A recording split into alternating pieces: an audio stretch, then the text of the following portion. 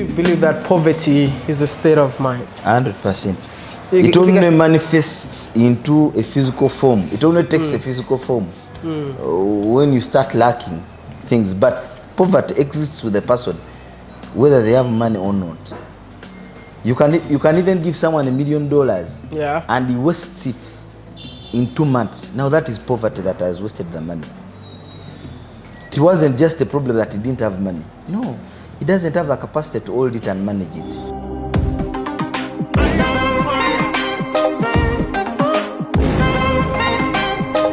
I leave this end, I want to be known as Africa's #1 bragger. Please add that to my name, Wode Maya, Africa's #1 bragger. The guy who brags about the beauty of Africa. The guy who goes around to brag about successful Africans.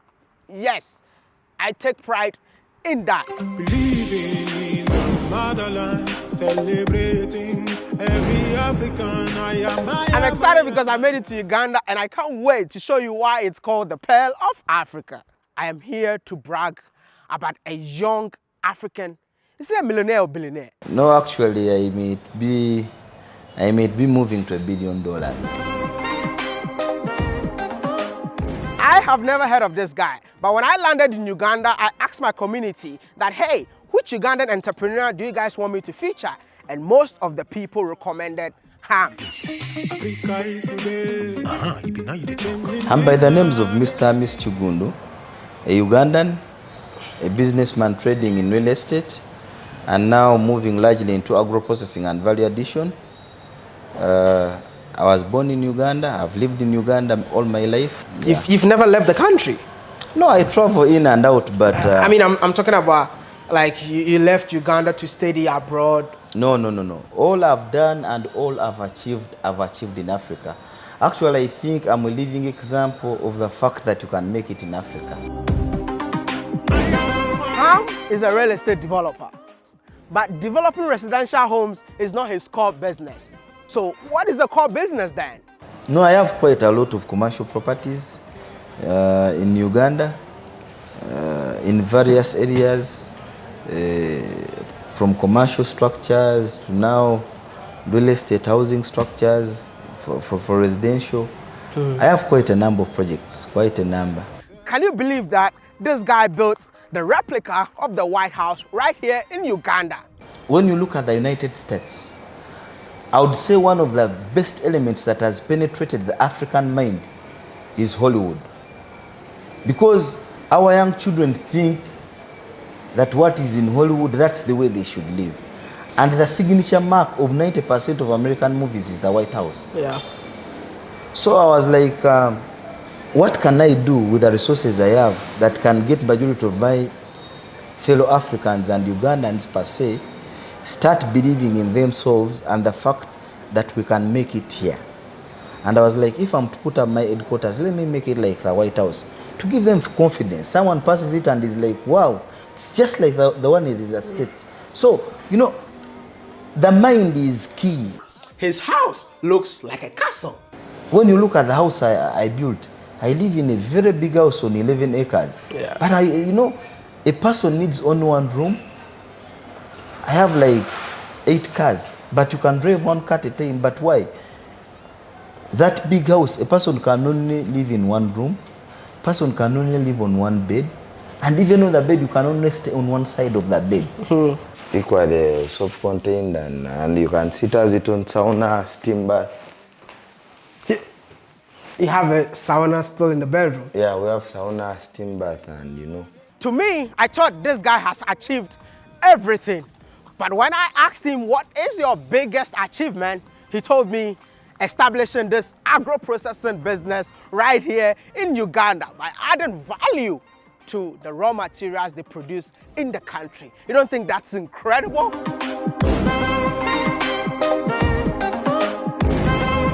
No, like you've seen, you've got a chance to move around my projects, and I think all my projects are big. But agro-processing and value addition is going to be my biggest project, because you see, our economy is small as Uganda, and my aspirations and projections are big.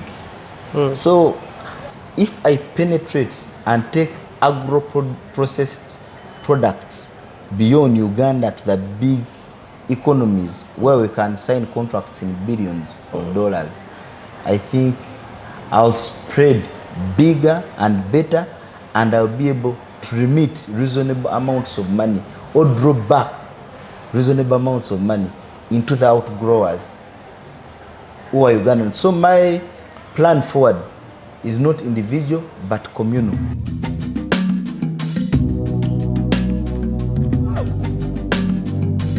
In Ham Palms Villas, you got a football pitch. As you can see, I just scored a goal that you've never seen in your entire life, which means that in this villas, they got a football pitch. But he could be satisfied with a football pitch that he has built in his own estate. But can you believe it? This young guy is building a modern stadium in the city of Kampala. Like you can serve a lot of projects running and putting up a stadium for $200 million. Is it a private stadium? No, actually, the main effect of the stadium, it's the illustration to my fellow Ugandans that if I can do it, they can equally do it. And if we can independently and from an individual perspective pull off such a development, then we can spearhead development of Uganda. He is young, a 39-year-old, almost worth $1 billion. I know the question that is going through your mind, just like what is going through my mind is, what did you do different from your age mates or your peers? Reason, because you see, I'm constant on this thing of reason, because that's all. That's all there is if you want to solve a problem. When God created humanity, in fact, God created us naked, but with a brain. It is only through the brain that we manage to transform over a given period of time. Now we are flying, everything is on the phone, ICT. Yeah. These are all, you know, it is evidence of our reasoning capacity as humans.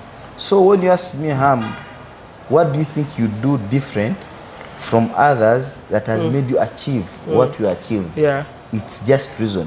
If we want to develop and elevate Africa, I think we should attack the mind of the Africans. For all that Hams has been able to achieve in this very short time, if you ever ask me, what is the major challenge, I would definitely tell you about finance. But to Hams, I would say negativity. People are so negative. Even if you are doing something to their advantage, some may do it out of ignorance, but the majority do it out of hate. So that leaves me wondering, how shall we pull up when we fight so much to keep each other down? Hams does not grant interviews, but he gave me the opportunity to speak to him for the first time on camera. I think I've made it in life. And because of this, can you all do me a favor and like this video now? I noticed that most of you watch the videos without liking. Come on. Thank you. But hey, if today is your first time seeing this annoying face on your screen, I'm your one and only annoying village boy on a journey to change the negative narrative of Africa by celebrating African excellence. Please subscribe and support our journey.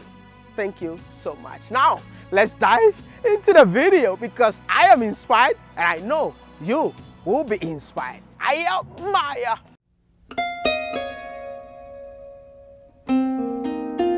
Everyone calls you Ham. Yeah. But I'm gonna call you Mr. Ham. Yeah, that's fine. Are you made in Africa product? 100%. I'm How? Ugandan and proudly African. All I've done and all I've achieved in Africa. Actually, I think I'm a living example of the fact that you can make it in Africa. So why the doubt that it's not possible to make it in Africa? Actually, I think that is a little bit wide because it all comes down to one element, I think, which is reason. For me, I believe we're a direct reflection of our reasoning capacity. I would ask, what do you think is the difference between the West and us, despite the fact that Africa holds 80% of the world resources, yet exploitation takes place in the West, and they claim they donate to Africa, simply because we haven't figured out on how to utilize the prevailing resources we have at hand naturally to exploit them towards our own prosperity. So success and failure at the end of the day, just like I wrote a book, Success and Failure Based on Reason and Reality. For me, I believe reason is one of the governing elements of someone's capacity to articulately analyze what is before them and see how they can make it towards their own prosperity and the society at large. So the distance and gap between success and failure is merely reason. Are you trying to say Africa is poor because you are not reasoning? No, reason is a little bit deep, because if I take it from a general perspective, let us take the world. I think all present, past, and future discoveries of humanities are a mere, or will be a mere reflection of the reasoning capacity of humanity or people of that particular period in time. Reason governs everything. When God created man, he created us with a mind. For me, I believe success and failure, it all starts and ends in the mind. There are limited resources in the world to satisfy man's unlimited wants. So it's how someone utilizes the limited resources towards their own progress, prosperity, and the societies where they live. What's your definition for success? Survival can be success. A man can successfully survive on earth. So success is a little bit broad. Ability to live within your means and ability to manage your life and solve your problems can be an element of success. But as humans, we move for this success where you build empires, a lot of finances. Are you talking about that kind of success? I think when it comes to success to so many, the word successful people, we say successful people are people who have been able to accumulate wealth. Yeah, someone could say that Hamis is a successful man, but but you see, for me, I believe ability to reason is an element of success. Because when you look at Africa and the West, I think the difference between Africa and the West is merely reason. Because you see, they have simply out-reasoned us. Something as simple as that. Because you hear me talk about reason, but just like I defined it in my book, actually I wrote 2 books, Success and Failure Based on Reason and Reality, another book which says Reason as the World Masterpiece. Why do I say reason as the world masterpiece? In life, we all have challenges. Yeah. And we all think. Thinking is basic, but reasoning is deep. When you think, you act fast and short term. When you reason, you articulate deeply and act long term. That's why you see most of African programs, even when it comes to our countries, we don't tend to take the long term drive. We want short term. So, just like I defined reason in my book, reason is one's ability to deeply, articulately analyze the prevailing circumstances. Let it be an element of a challenge or a problem in order for that person to grasp and understand it in its totality within realistic perimeters, which gives them the ability to forge a corresponding solution to such a problem. You know, a productive continuous chain of one's ability to solve life challenges is what is transformed into progress and prosperity at the end of that day. What problem are you solving in Uganda? No, when you talk about Uganda, it's a little bit big. But what problems have I solved in my life? To some extent, our statuses and what we possess may it be a direct reflection of our reasoning capacity. If you ask me, Ham, what have you done to get where you are today? I'll give you an answer. Reason. Is that what you did differently? Because you're so young, and what you've been able to achieve I think my next question will be, what did you do different from your age mates or your peers? Reason, because you see, I'm constant on this thing of reason, because that's all. That's all there is if you want to solve a problem. When God created humanity, in fact, God created us naked, but with a brain. It is only through the brain that we manage to transform over a given period of time. Now we are flying, everything is on the phone, ICT. Yeah. These are all, you know, it is evidence of our reasoning capacity as humans. So when you ask me, Ham, what do you think you do different from others that has made you achieve what you achieved? Yeah. It's just reason. If we want to develop and elevate Africa, I think we should attack the mind of the Africans. If we can get Africans to reason, I think we shall have solved all the problems of Africa. If Africa holds all the world, majority of the world resources, yet we are still donated to up to date. We take resources in raw materials, minerals, and they are brought back in form of peanuts in donations. What stops us from utilization of the available resources and their exploitation towards or a finished product in line or in the direction of our prosperity? What is stopping us? The resources are here now. What is stopping us? You're not reasoning enough?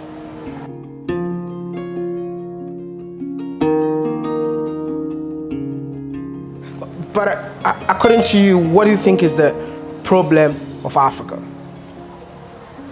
I think we haven't exploited our reasoning capacity to forge a way forward for our continent. Because at the end of the day, if you ask me what does Africa need to do to develop, I'll tell you things like unity.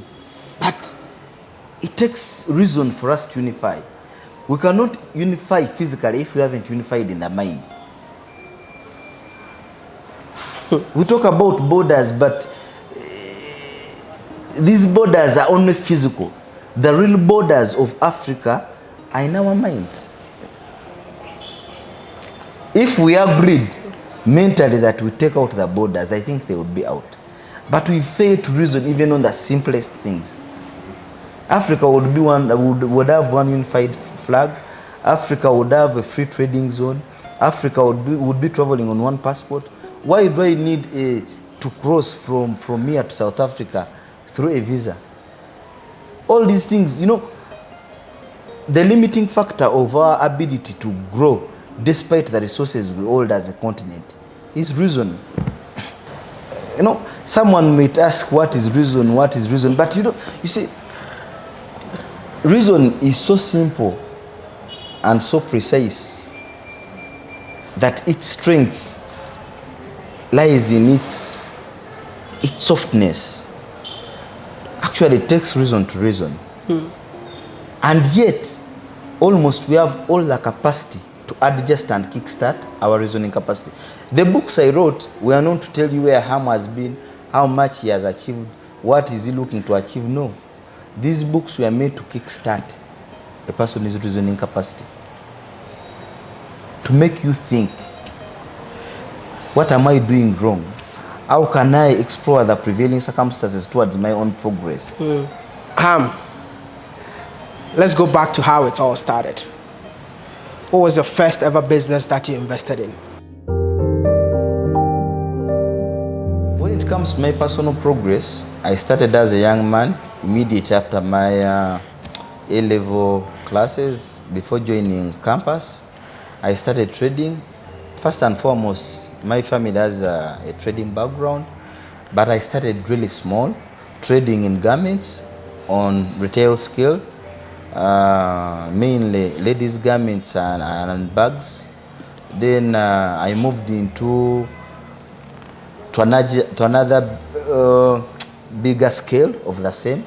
I started getting these things from Thailand, Hong Kong, and China, and selling them not only to Uganda domestically, but also regionally to Burundi, business people from Burundi, Rwanda, Sudan, Congo. wholesale center. Okay. People from the village, different areas of Uganda, central, north, everywhere, they come and shop their stock from here, which they take back and sell on retail. So that's why you see a lot of people, most people are coming from the villages to trade on wholesale. They go back and sell on retail. I think I even saw people from different African countries there. I saw Kenyans. Yeah, we have Congolese, we have Kenyans, we have Tanzanians, we have Sudanese. People from different East African countries come and shop here and take back to their countries. As my capital grew, I moved into real estate, putting up a few commercial structures. Now I've moved into industrialization. Like you can serve a lot of projects running. I'm putting up a stadium for $200 million. I'm setting up 500 houses, an estate of 500 houses. I'm setting up agro-processing industries. So I'm doing quite a lot. Welcome to Nakivibo Stadium, the only stadium that was designed, built, and funded by Ugandans. That's incredible, man. When you're walking around and you see what you've been able to achieve, how does that make you feel? Actually, as an element of reason, I don't take too much pride in what I've achieved, because the reality is what I've achieved I already have. Otherwise, if you focus too much on what you have within perimeters of reason, then it denies you the drive to strive for what you haven't achieved yet. I don't think it is an element of reason to take too much pride in what you hold. Really? Yeah. But I mean, in Africa, people who make it always want to let us know that they've made it. But what I have. Whether I'm proud or not, it is there.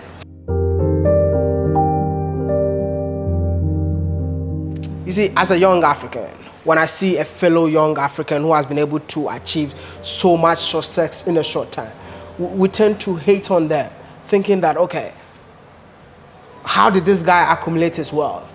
You know, we tend to attribute it to other sources. I don't know, has anyone ever? I mean, yeah, negativity is one of the limiting factors of progress in a society. And trust me, Africans at large are too negative. They always want to pull down whoever they see going up. But you see, that goes back to the mind. It is an element of inability to reason. Because maybe if I'm up, I can pull you down. I can pull you up. I can't pull you up when we are both on the ground. But you see, they don't think that way. At the end of the day, they always fight too much to pull you down. And if you ask me, where do I get pride? Am I proud of what I've achieved? Yeah, to some extent. If young people in Africa look up to me in what I've achieved, because you see, success and failure cannot be limited to an individual to some extent. You learn this with time.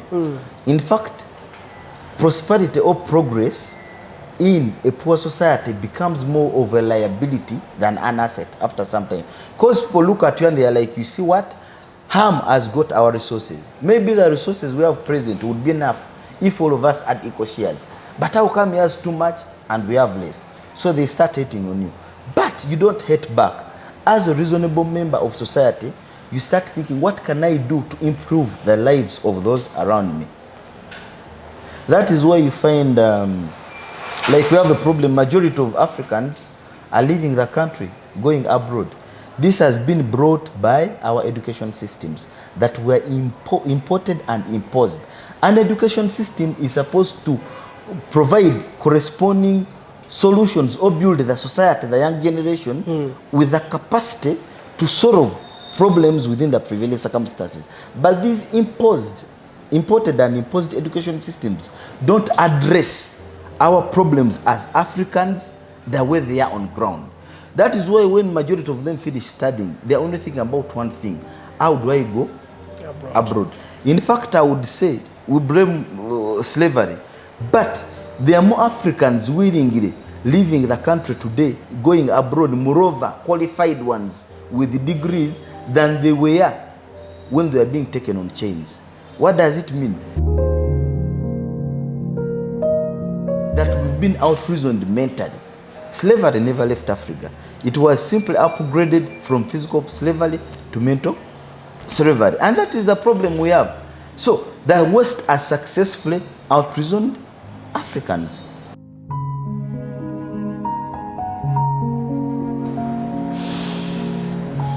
We can, our politicians, I've seen a lot of motivational speakers, political speakers.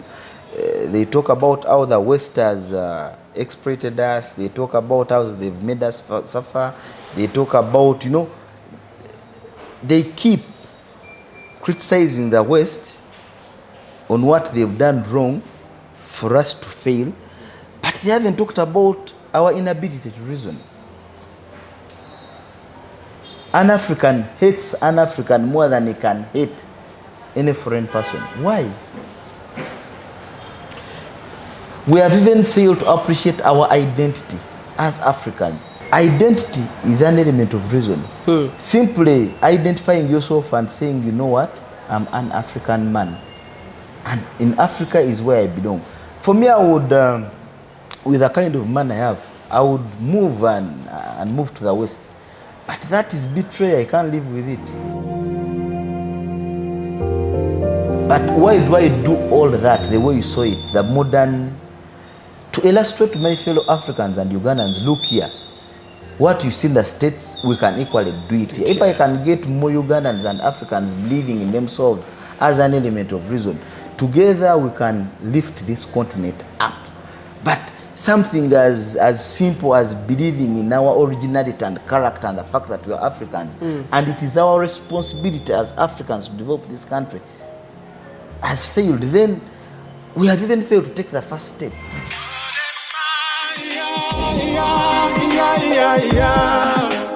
Mr. Ghana, baby, Africa to the world.